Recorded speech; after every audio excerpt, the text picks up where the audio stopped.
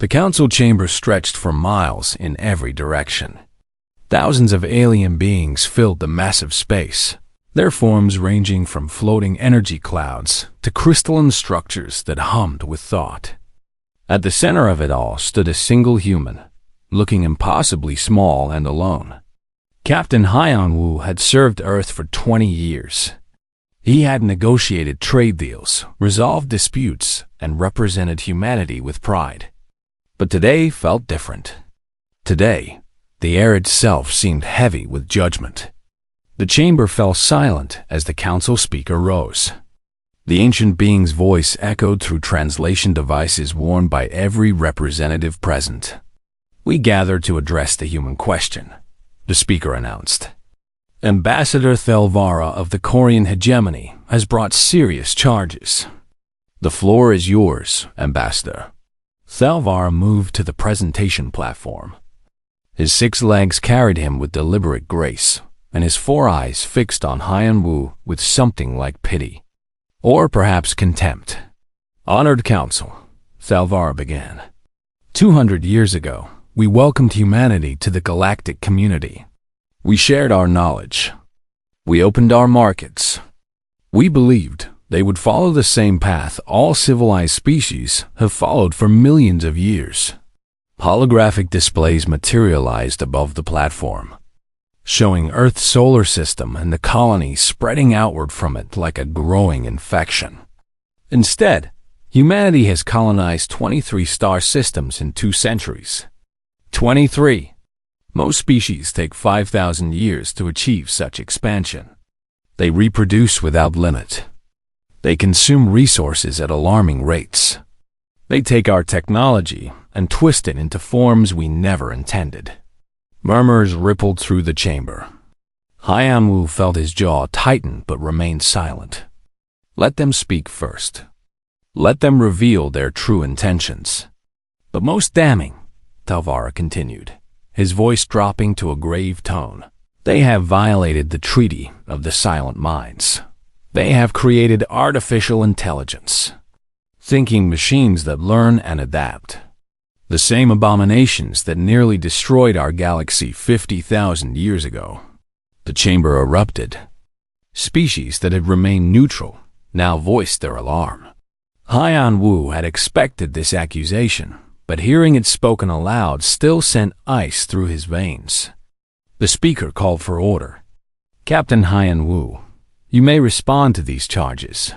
Hyan-Wu walked to the platform, his footsteps echoing in the sudden silence. He stood straight, meeting the eyes of those who had them. "Honored Council, humanity does not deny creating artificial intelligence. But we point out that we were never asked to sign the Treaty of the Silent Minds. When we developed our AI, we had no knowledge of galactic history. No one told us of the machine wars. We were alone in the universe, or so we thought." "Ignorance is not innocence," Thelvara interjected. "A child playing with fire does not mean the fire is less dangerous."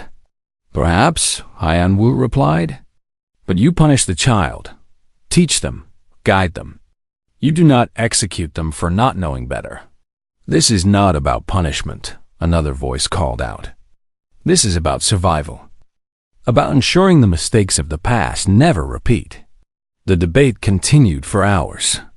Hyan-Wu presented evidence of humanity's peaceful intentions, their contributions to galactic science, their respect for other species. But he could see it in their faces, in their postures, in the way they looked past him rather than at him. They had already decided. Finally, the speaker raised a hand for silence. "The council will now vote on the proposal. Prophylactic sterilization protocol for species designation human. All in favor?" Lights began appearing across the chamber. Green lights, thousands of them, like stars being born in a dark sky. Hyan-Wu counted them, though he knew it was pointless. 1, 5, 20, 100, 500. The numbers climbed until the chamber glowed green. All opposed? A single red light appeared. The delegation from Proxima, a young species that had only joined the Council 50 years ago. They sat in the far corner, their representative looking as shocked as Haiyan Wu felt. The measure passes, the speaker announced. 846 to 1. Humanity is hereby given 30 standard days to evacuate Earth and all colonies to designated containment worlds. Refusal will result in immediate military enforcement. This session is concluded. The chamber began emptying. Aliens filed out in orderly lines, already discussing other matters, already forgetting about the species they had just condemned to death or slavery. Haiyan Wu stood alone at the platform for a long moment. Then he activated his communication device.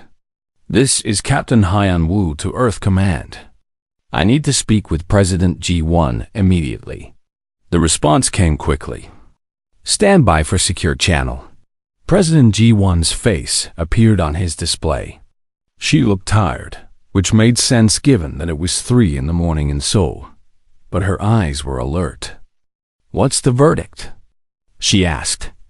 846 to 1, Haiyan Wu replied. "They've authorized what they call prophylactic sterilization protocol. We have 30 days to evacuate to containment worlds or face military action." G1 closed her eyes for a moment. When she opened them again, something hard had settled in her expression. "Return to Earth, Captain.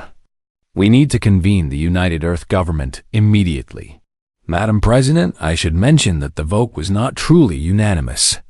One species voted against the measure. 1 out of 847, G1 said quietly. "Tell me, Captain, did they seem open to negotiation? To compromise?" Haiyan Wu thought about Thilvara's words, about the way the council had looked at him, about the speed of the vote. "No, Madam President. I believe they made this decision before I even entered the chamber." "Then we know where we stand," G1 said. "Come home, Haiyan Wu. It's time to show the galaxy who humanity really is." The transmission ended. Haiyan Wu gathered his belongings and left the council chamber. As he walked through the corridors of the massive station, he passed groups of aliens celebrating. Apparently, condemning a species to extinction was cause for relief in some circles. His ship waited in the docking bay. It was a small vessel, barely larger than a shuttle, designed for ambassadorial duties rather than combat. As he climbed aboard and set course for Earth, Haiyan Wu wondered if humanity even had ships designed for combat at the scale they were about to face. The journey would take 3 days, even at maximum speed. 3 days to think. 3 days to prepare for what came next. Behind him, Station Kepler 442 grew smaller in the viewport. Somewhere in that massive structure, 846 species had just agreed that humanity had no right to exist freely. That their crime of being too successful, too innovative, too alive, deserved death or chains. Haiyan Wu set the autopilot and sat back in his chair.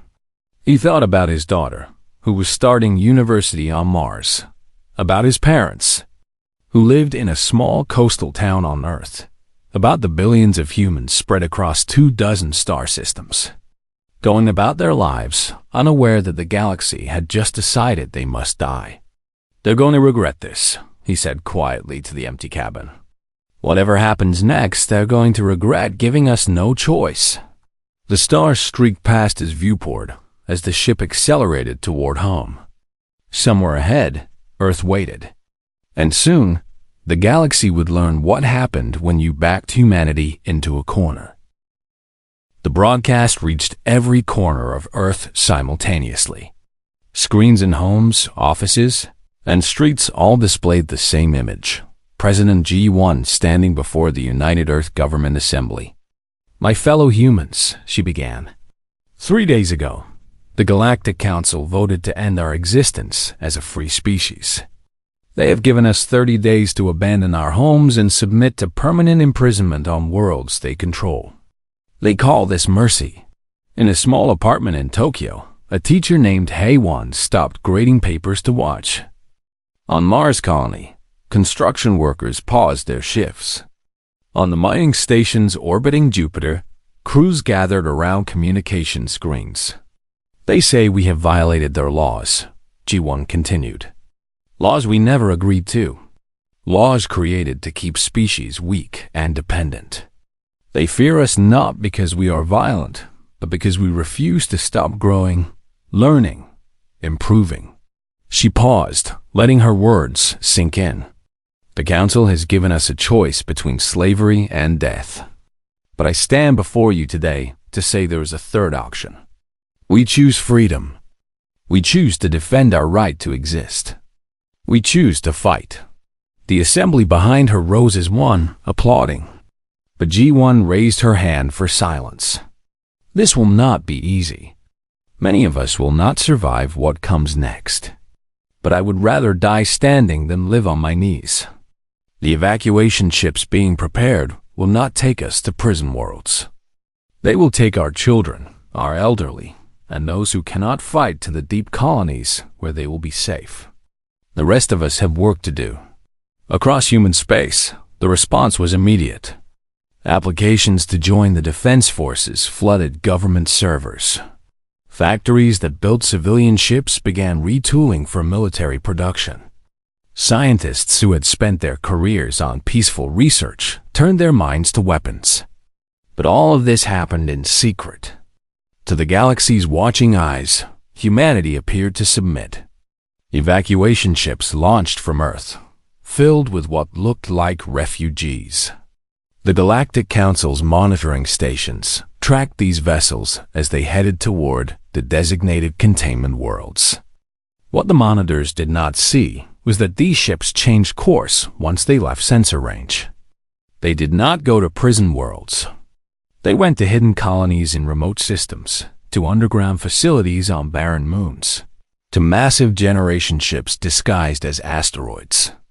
Deep beneath Seoul, in a bunker built during Earth's early space wars, Admiral Taeyang addressed the military leadership.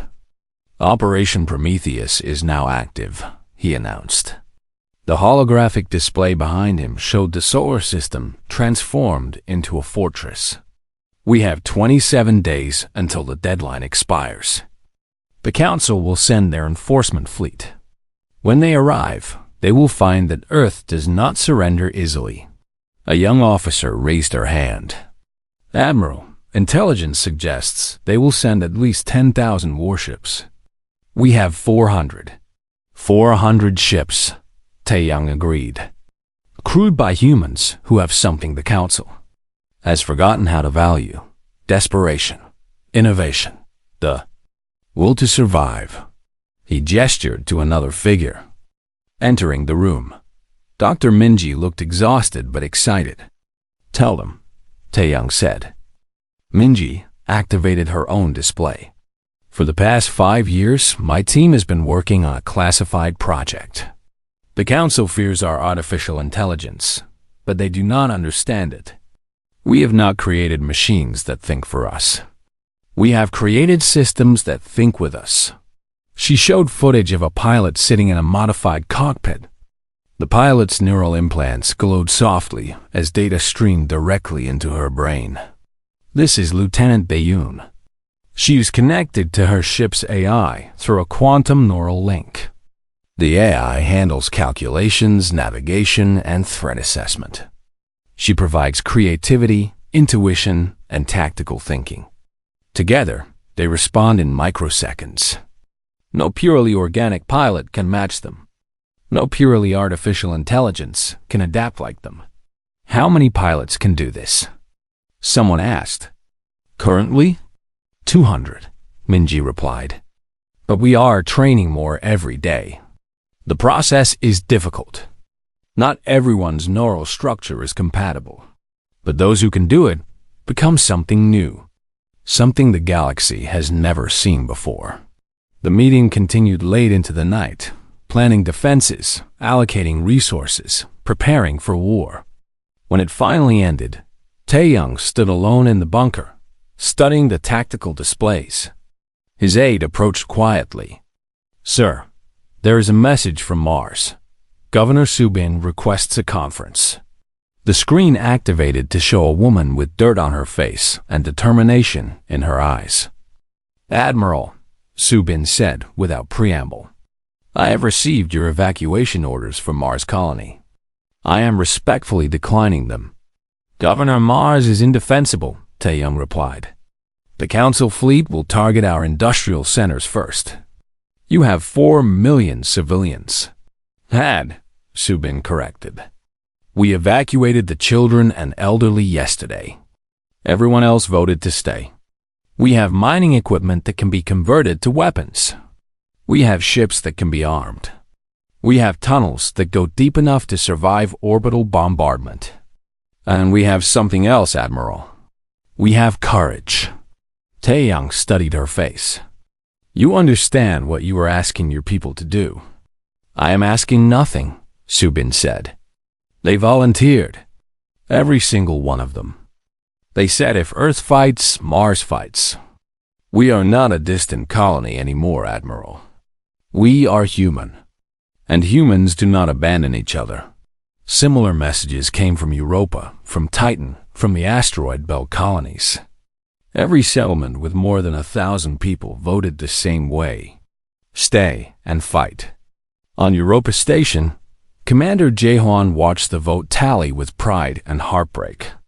His colony had voted 98% in favor of resistance. Even the 2% who voted against had stayed to help fortify the station. Commander, his second officer reported, we have finished converting the ice mining lasers. They will not win any battles, but they will make the enemy think twice about ignoring us. Good, Jaehwan replied. What is our status on the defense grid? Operational. Every satellite in Europa orbit is now equipped with kinetic launchers. We have also seeded the space around Jupiter with sensor mines. When the Council fleet arrives, we will see them coming. Jaehwan nodded. His family had lived on Europa for 3 generations. His grandmother had been one of the first colonists to land on the ice moon. She used to tell him stories about the early days, when survival was uncertain and every day brought new challenges. We survived then, he muttered. We will survive now. The deadline approached like a gathering storm. On Earth, the last of the evacuation ships departed, carrying those too young or old to fight.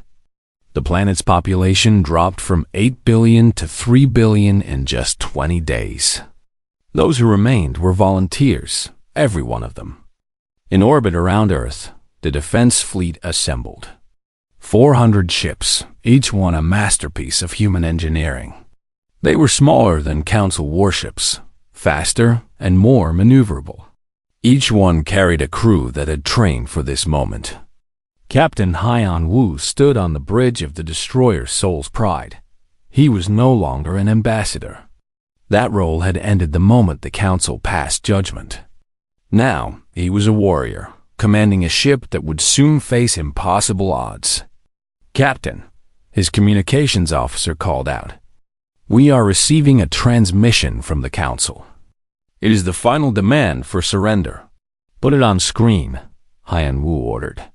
The alien face that appeared was unfamiliar, but the message was clear.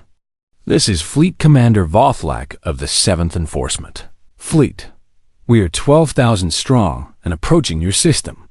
You have violated galactic law and refused the Council's mercy. Surrender now, and some of you may be allowed to live. Resist, and every human will be eliminated. You have 1 hour to respond. The transmission ended. Haiyan Wu looked at his crew. They looked back at him with steady eyes. No fear, no hesitation. Just readiness. Compose a response, he told his communications officer. Keep it simple.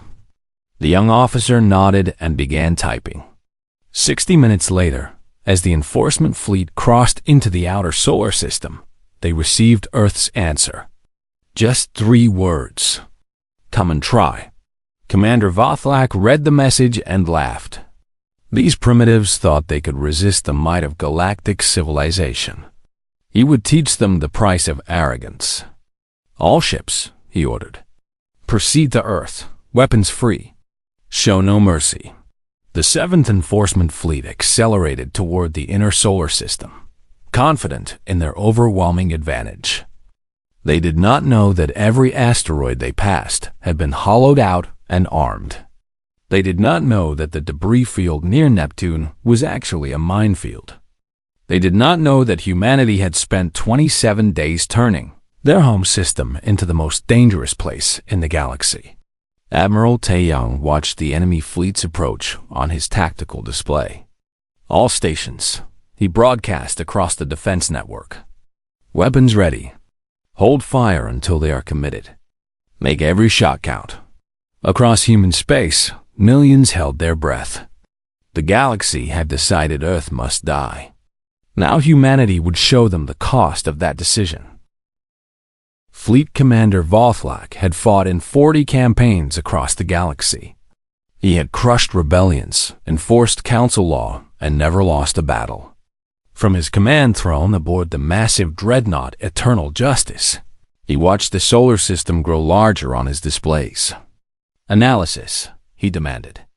His tactical officer, a being of pure energy contained in a crystalline shell, flickered with thought. No significant orbital defenses detected around Earth. Some automated satellites. Mining operations in the asteroid belt. Their fleet appears to number approximately 400 vessels gathered near Mars orbit. 400, Vothlak repeated, almost disappointed. Against 12,000. This will be brief. He had expected more from the species that had caused such concern in the Council. Perhaps their reputation was exaggerated. Perhaps they were simply lucky primitives who had stumbled onto technology they did not truly understand. Broadcast a final demand, he ordered. Give them one last chance to surrender. The message was transmitted across all frequencies. Silence answered. Very well, Vothlak said. All ships, proceed to... The tactical display exploded with warnings. Commander, his officer shouted. We are detecting massive energy signatures. The asteroid belt is lighting up. Neptune's rings are showing weapons activation. We are being targeted by thousands of... The first salvo hit before the officer could finish. Kinetic rounds, accelerated to a fraction of light speed, tore through the enforcement fleet's outer formations. 3 ships disintegrated instantly. A dozen more reported hull breaches. The perfect formation scattered as captains took evasive action. Return fire, Vothlak ordered. Destroy those asteroids. The fleet's weapons opened up, turning hundreds of asteroids into vapor. But for every one destroyed, 10 more emerged from hiding spots throughout the outer system. The asteroids were not stationary targets. They had thrusters, able to dodge and reposition. This is impossible, the tactical officer said. The resources required to arm this many asteroids, the coordination needed. I do not care about the how. Vothlak snapped. I want them destroyed. But the ambush had served its purpose. The fleet was scattered, disorganized, and had lost the initiative. And then the human ships arrived. Lieutenant Dayun felt her consciousness expand as the neural link activated. Her fighter was no longer separate from her. She could feel the engines thrust like her own heartbeat, sense the weapon systems like extra limbs, process sensor data as naturally as sight. Her II partner, a quantum computer designated Archon 7, fed her information in a constant stream. Enemy positions, flight paths, probability calculations. Together, they were more than the sum of their parts. Phoenix Squadron, this is Phoenix Leader, she transmitted. Break and attack.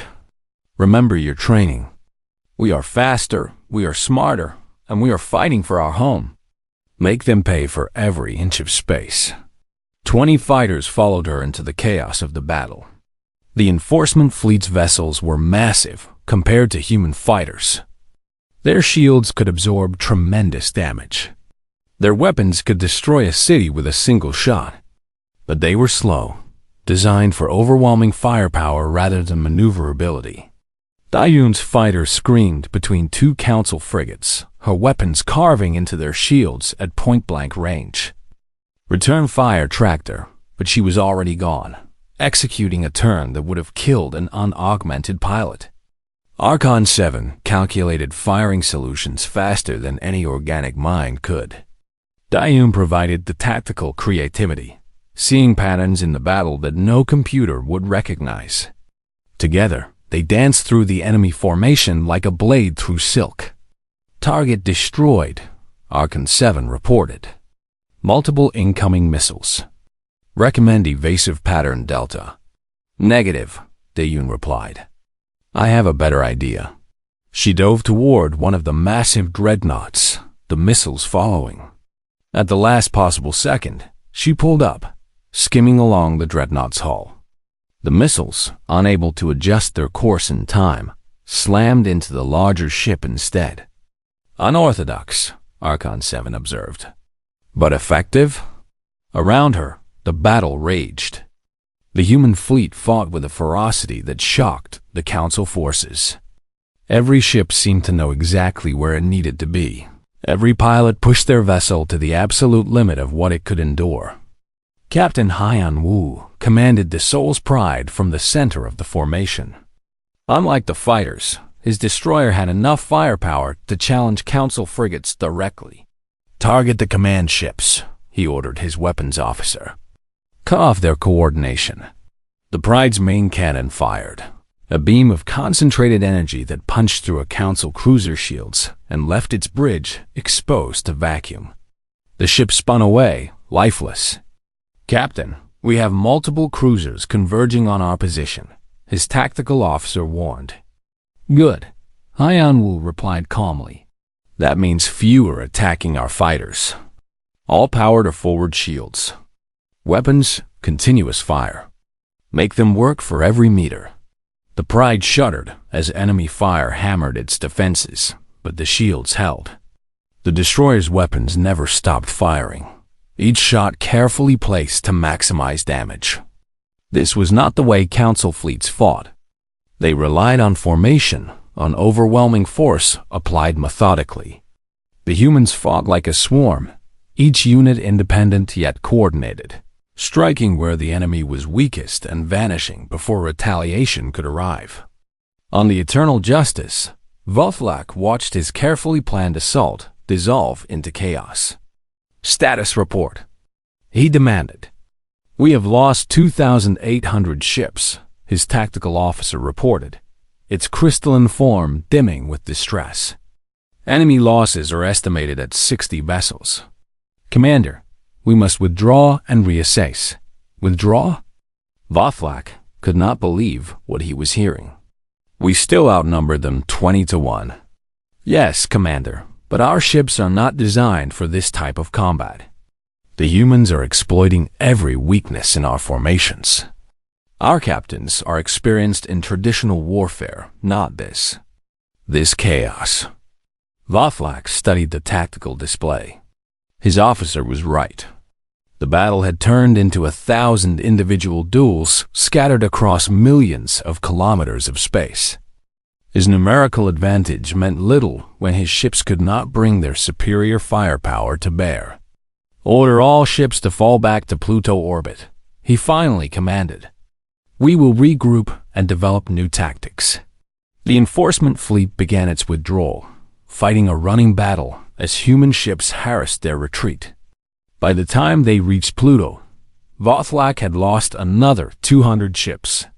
In total, the first engagement had cost the Council 3,000 vessels. The humans had lost 60. Across the galaxy, observers watched in shock. The battle had been broadcast on Council channels as a demonstration of what happened to species that defied galactic law. Instead, it had shown the supposedly mighty enforcement fleet being humiliated by primitives. On Earth, celebrations erupted in the streets. But in the command bunker beneath Sol, Admiral Taeyang studied the battle reports with grim satisfaction. "We hurt them," he said, "but we did not break them. They will come again with different tactics and more ships." "We lost some of our best pilots," one of his officers noted, "including Phoenix 3 and Phoenix 7, and the destroyer Inchin's Valor was destroyed with all hands." Taeyang nodded. "Catalog the names. They will be remembered. But we cannot mourn yet. The enemy will adapt. We must adapt faster." Dr. Minji entered the command center, her tablet displaying new data. "Admiral, I have been analyzing the captured sensor logs from the battle. The Council ships use a predictable energy pattern for their shields. I think we can exploit it. How quickly can you implement this?" Taeyang asked. "Give me 48 hours and access to the fleet's weapon systems." "You have it. Work with Commander Jae-hwan on Europa. His engineers are the best we have." Minji nodded and hurried off, already composing the technical specifications in her mind. On Pluto's orbit, Vathlak convened a conference with his sub-commanders. "This defeat is temporary," he told them. "The humans cannot sustain this level of combat. They have limited resources, limited ships, limited personnel. We have the entire galaxy behind us. The Council is already authorizing additional fleets to join us." But Commander, one of his captains, ventured, "The humans fight differently than any enemy we have faced." "Perhaps we should..." "Should what?" Vathlak interrupted. "Negotiate? Show weakness? The Council gave us a mission. We will complete it, no matter the cost." He dismissed the meeting and returned to studying the battle recordings. These humans were clever, he admitted. Their technology was impressive. But they were still primitives fighting against the accumulated knowledge of 1,000,000 years of galactic civilization. They could not win. The numbers made victory impossible. But as he watched footage of Lieutenant De Yuan's fighter weaving through his fleet like a ghost, destroying ships 10 times its size, Vathlak felt something unfamiliar. Doubt. Back on Earth. Dayun sat in her fighter's cockpit, running post-flight diagnostics. Her hands shook slightly, the after effects of the neural link disconnecting. The battle had felt like it lasted minutes. In reality, it had raged for 6 hours. "Phoenix Leader, you are cleared to exit your craft," the ground crew informed her. She climbed out slowly, her legs unsteady. Another pilot helped her to the debriefing area. "You did good up there," he said. "Really good." "We lost Phoenix 3 and Phoenix 7, Dayun replied. "I should have covered them better." The Galactic Council convened an emergency session.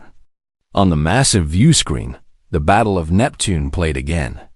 Council members watched in silence as their enforcement fleet scattered before the human assault. Ambassador Thelvara stood at the center of the chamber, his 4 eyes dimmed with frustration. "This is unacceptable," he declared.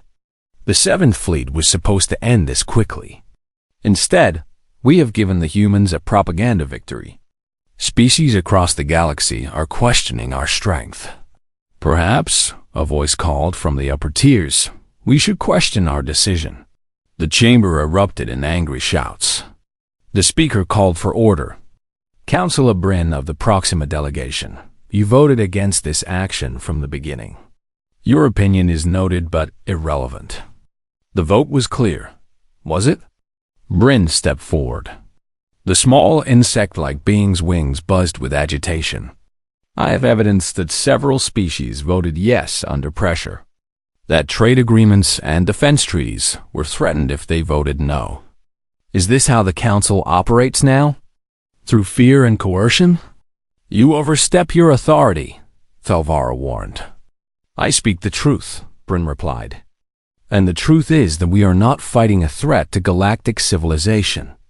We are fighting a successful species that makes us uncomfortable.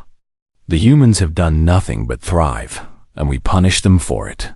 The debate raged for hours. But in the end, the Council's course did not change. They authorized 3 more enforcement fleets to join the assault on humanity. Over 40,000 warships would now converge on the Sol system. Surely, they reasoned, not even humans could withstand such force. But while the Council debated, humanity prepared.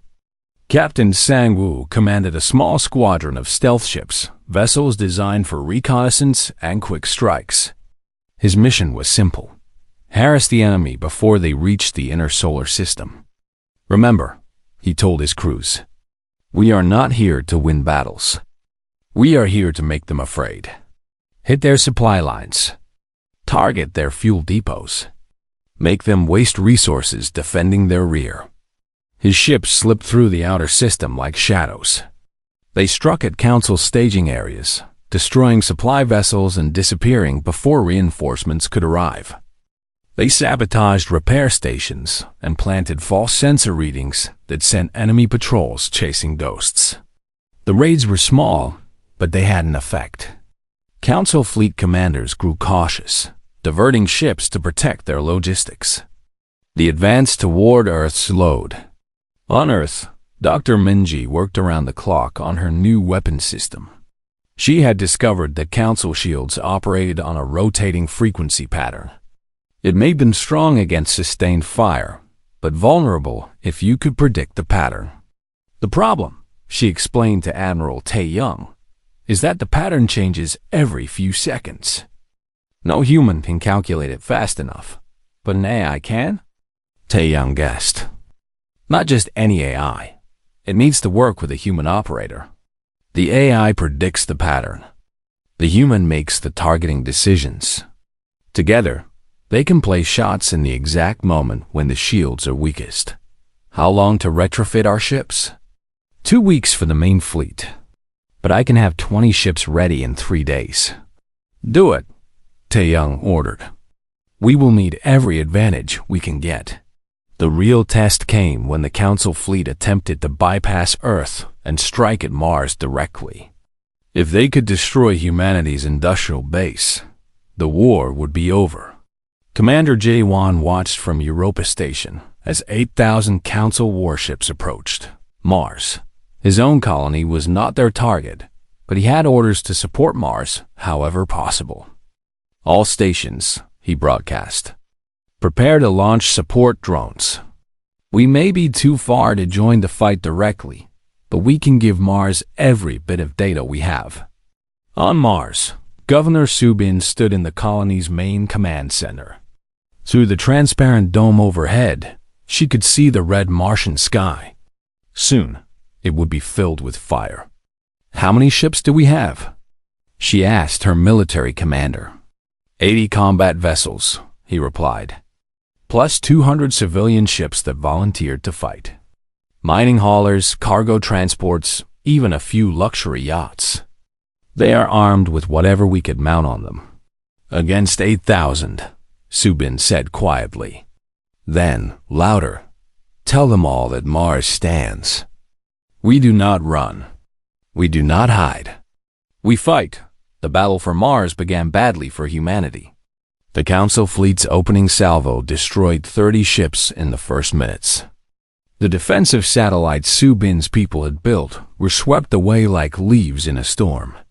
But then the civilians arrived. Engineer Yuna piloted a mining hauler that had been cutting rocks just a week before. Now, it carried torpedo tubes welded to its sides and a crew of 12 volunteers who had never fired a weapon in anger. This is Hauler 42 to Mars Command, she transmitted. We are in position. Hauler 42, fall back, the command center ordered. You are not equipped for frontline combat. Neither is anyone else, Yuna replied. But we are here anyway. She guided her ungainly vessel into the battle, her crew firing their makeshift weapons at Council ships that barely noticed them. The mining hauler's armor, designed to withstand asteroid impacts, absorbed several hits before its shields failed. We are not going to make it, her co-pilot said. Yuna looked at the tactical display. A Council flagship sat 2 kilometers ahead, its shields down while it recharged weapons. If they could reach it, if they could ram it at the right spot.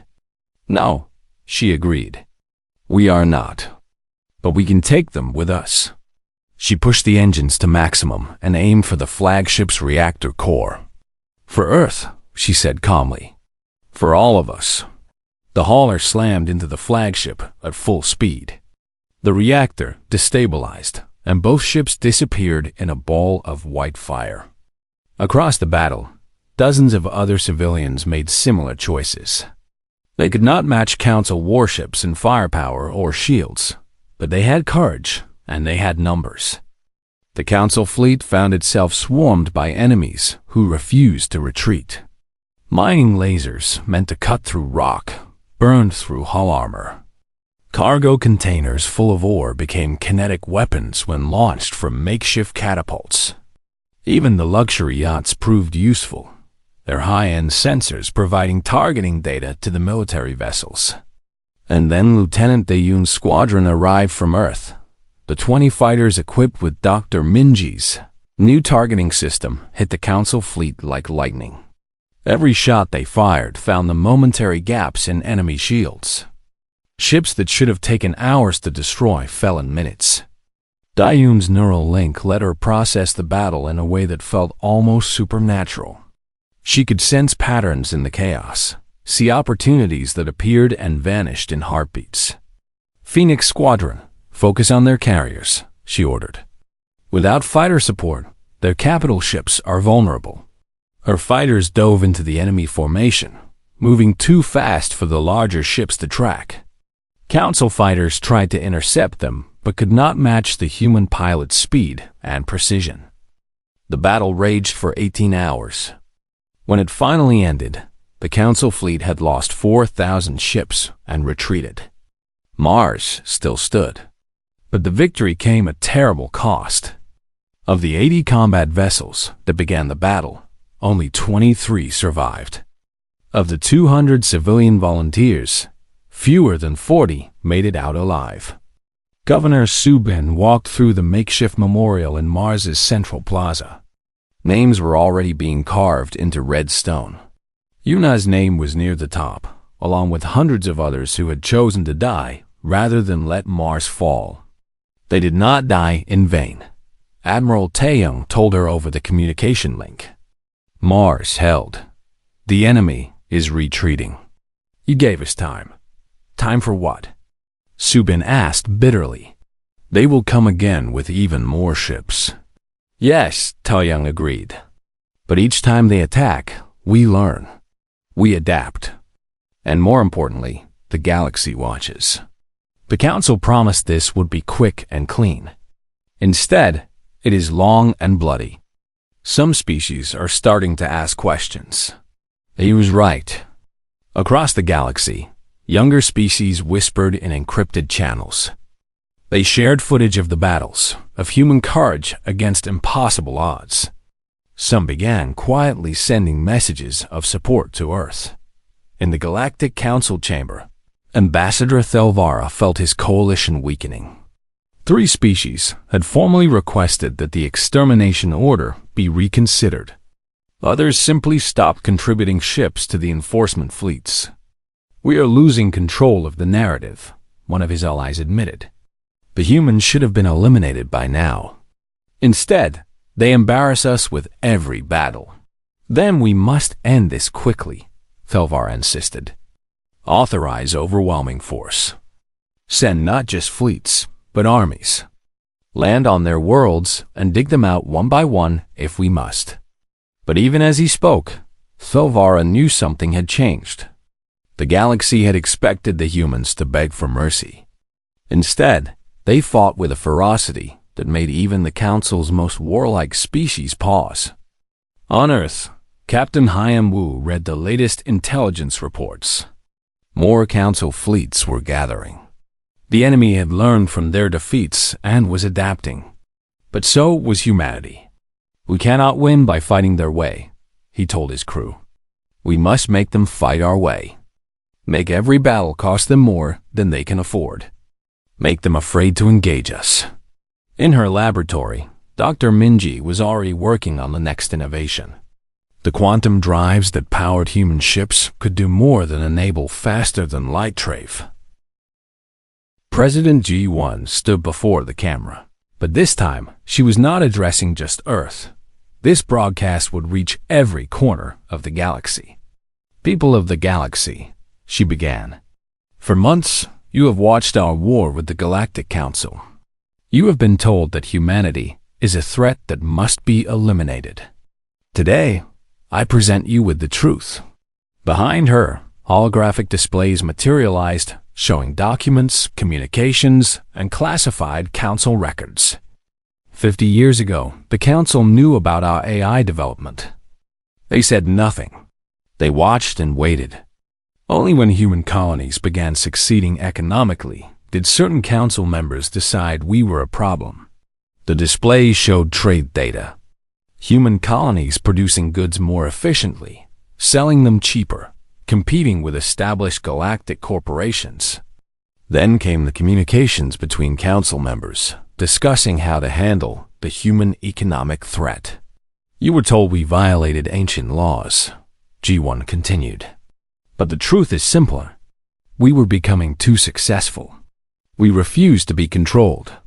We would not accept limits on our growth, our innovation, our freedom. She paused, letting the information sink in across 1,000 worlds. The Galactic Council maintains power by keeping species weak and dependent. They have laws that prevent technological innovation, treaties that limit expansion, rules that ensure no one can challenge their authority. We are not the first species they have tried to destroy. We are simply the first to fight back hard enough that the galaxy noticed. Ambassador Thelvara watched the broadcast from the council chamber, his 4 eyes wide with fury. This is propaganda. Lies designed to undermine council authority. But species across the galaxy were watching the documents G1 presented. Classified files that showed the council had known about dozens of species developing advanced technology, only taking action when those species threatened council interests. The broadcast was causing exactly what Thelvara feared: doubt. In the underground bunker beneath Seoul, Admiral Taeyong was revealing humanity's true advantage. On the display before him sat 3 intact council warships, captured during the battles. Dr. Minjae's team had spent weeks taking them apart. Their technology is not superior, Minji explained to the assembled military leadership. It is just old. Very old. These ships use designs that are 10,000 years out of date.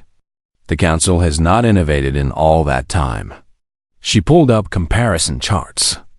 Human ships are faster, more maneuverable, and more efficient. The only advantage council ships have is size and numbers. But we are closing that gap. Can we replicate their weapons? Admiral Taeyong asked. Already done, Minji replied. But more importantly, we can improve on them. The Council's quantum shielding, their energy weapons, their faster-than-light drives, all of it can be made better with modern engineering. She activated another display. And we are sharing this information. With who? Someone asked. With everyone, Minji said simply. Every species in the galaxy. All of our research, all of our improvements, everything we have learned. We are broadcasting it on open channels right now. The room erupted in arguments. Giving away military secrets seemed like madness. But Taeyong understood. You want to break the Council's monopoly on technology. Exactly, Minji confirmed. The Council stays in power by controlling knowledge. If we give that knowledge to everyone, their power ends. Across the galaxy, species who have been suppressed for millennia suddenly had access to revolutionary technology. Young civilizations that had been forced to use outdated equipment could now build better ships, better weapons, better everything. The Council's carefully maintained order began to crack. On Station Kepler 442, Councillor Bryn of Proxima called for an emergency vote. His small voice carried across the chamber. The human war has cost us 30,000 ships and countless lives. But more importantly, it has cost us trust. Half the species in this chamber now question the Council's legitimacy. We must negotiate with Earth before we lose everything. Negotiate with rebels? Delvara shouted. With species that defy our laws? With equals, Bryn corrected. That is what scares you most, is it not? The idea that humanity might be our equals. Or perhaps even better than us in some ways. The chamber dissolved into chaos. Species that had supported the war now wavered. Others openly called for peace. The unified front against humanity was breaking apart. But Fleet Commander Vothlak did not care about politics. He had received orders to withdraw his forces, but his pride would not allow it. He had lost too much to retreat now. All ships, he commanded. We attack Earth directly. One final assault. We will end this ourselves. His fleet, now 15,000 strong after reinforcements, accelerated toward Earth. Captain Hyunwoo received the warning and felt ice in his chest. Earth's defenses had been depleted by months of fighting. The fleet could barely muster 200 functional warships. But then, the communications started coming in. This is the Proxima Defense Fleet. We are standing with Earth. This is the Sirius Coalition. Our ships are en route to Sol System. This is the Tau Ceti Alliance. We will not let Earth fall. Across the galaxy, species that had quietly supported humanity now made their choice public. Not all of them sent ships, but dozens did. Hundreds of vessels from 50 different species converged on Earth. They would not be enough to match Vothlak's fleet, but they would even the odds.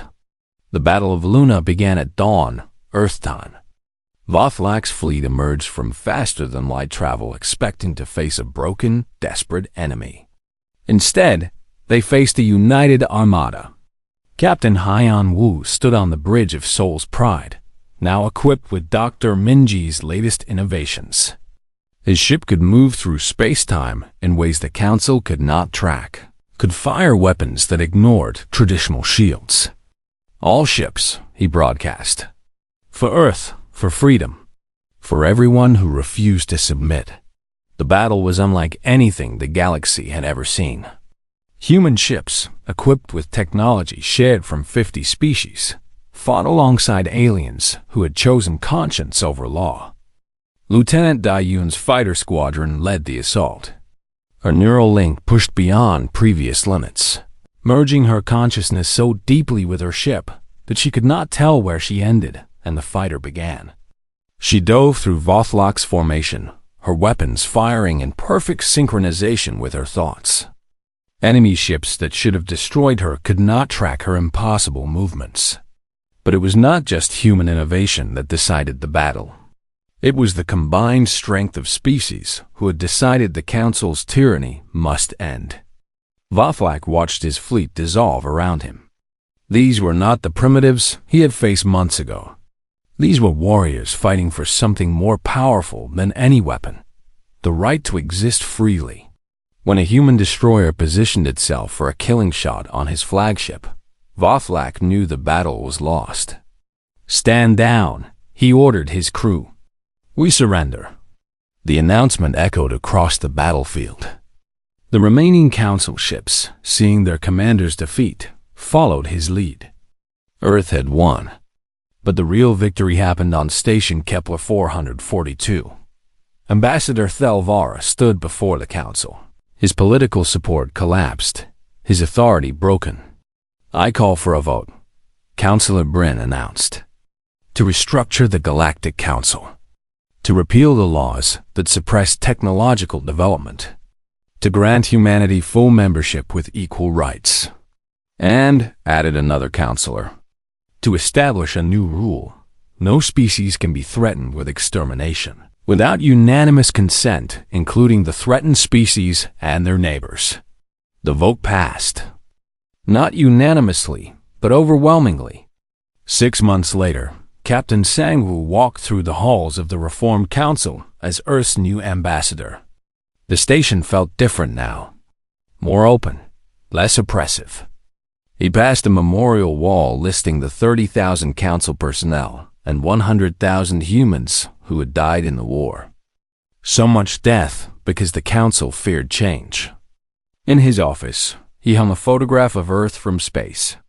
Beneath it, he had placed a simple inscription. They told us to die quietly.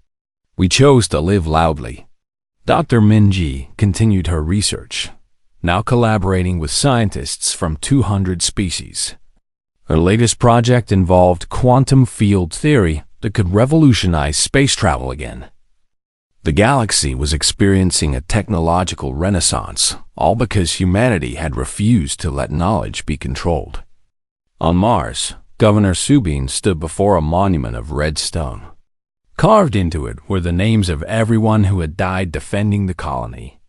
Yuna's name was prominent, along with thousands of others. "We remember," Subin said quietly. "We remember what it cost to be free."